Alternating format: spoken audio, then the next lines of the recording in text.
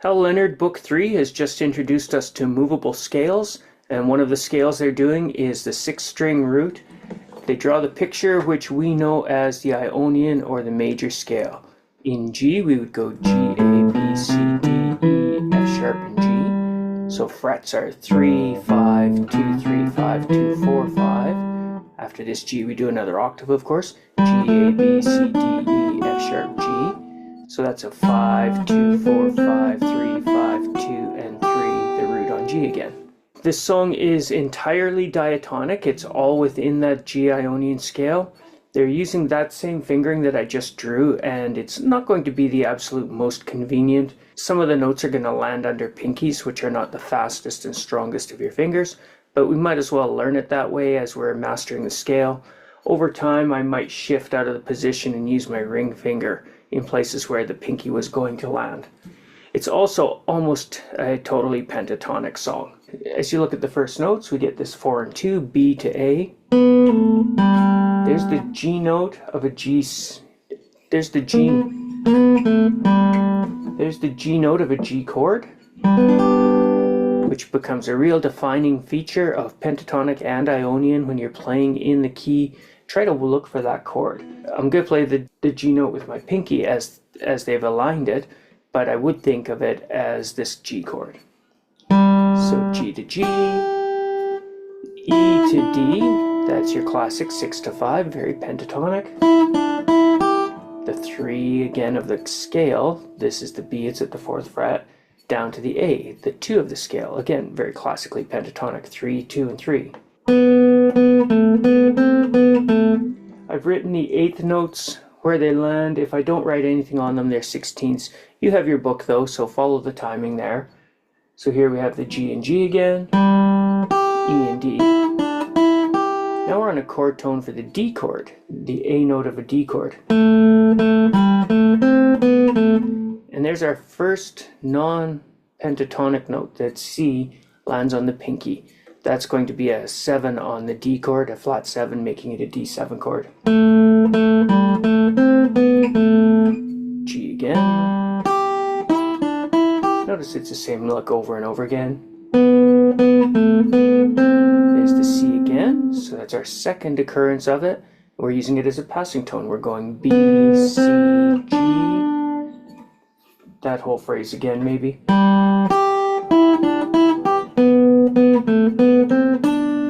Now we land on the 6 of the scale, the E that we've been running into pentatonically, but now it's the 3rd of this chord. It's a chord tone on C.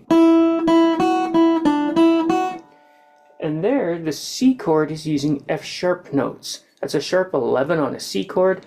Basically, it's just an upper neighbor tone on this E note. So we go E, E, up to F sharp, and back. So F sharp is our other non-pentatonic note, which we utilize twice. And this is kind of a nice false start. You hit the E to the F sharp, but come back to E. Wind yourself up, and then blow right through it as a passing tone up to the G. I didn't put my dots there on my repeat sign, but this B and A are the same as our pickup, so we're using them to head back to the beginning. G chord, the 3 of the G chord, G chord, 5 of the D chord, G chord again, C chord,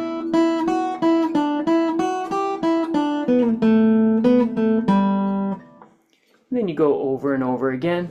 This is a fiddle reel. They're really played lively and quick. They're from Scotland and Ireland. They actually have spread all over Europe, of course, but those would possibly be their origin points, and wound up in America with the Scottish and Irish settlers in the mountains of Appalachia. These fiddle reels still survive as they are, but they also became the basis of bluegrass and country music as well.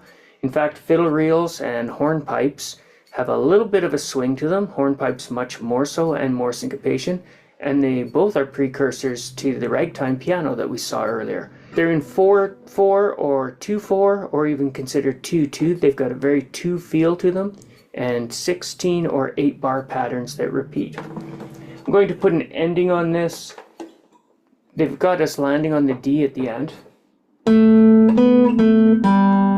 And back up to the G. If I just hit this G, it doesn't quite sound like an N to me. So I'm going to turn this around just a little bit.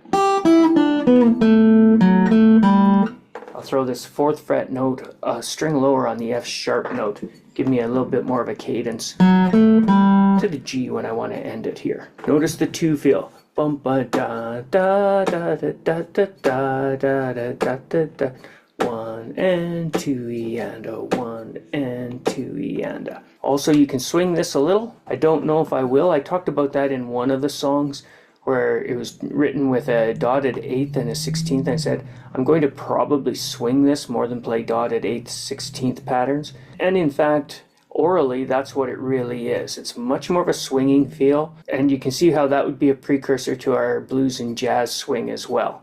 How that gets lost, though, is that it's notated either as straight 8ths or the 8th dot with the 16th pattern.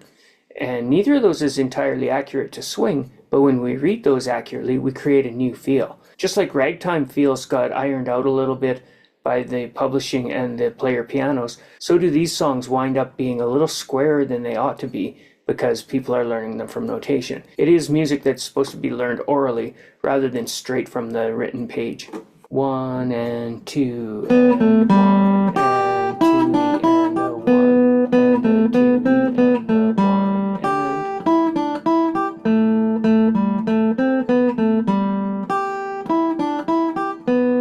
a 1 and C chord.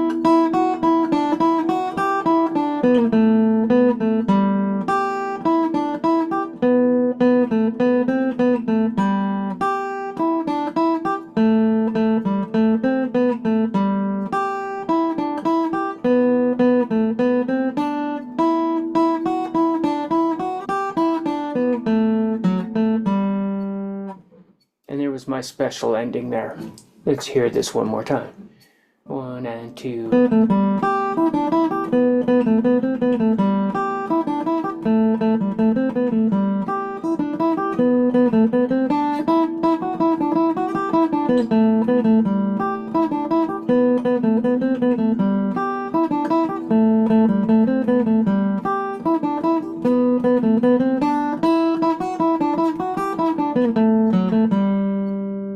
Well, I don't like my ending at all, but at least it's over. So I'll talk to you guys later. Have a good one. Bye.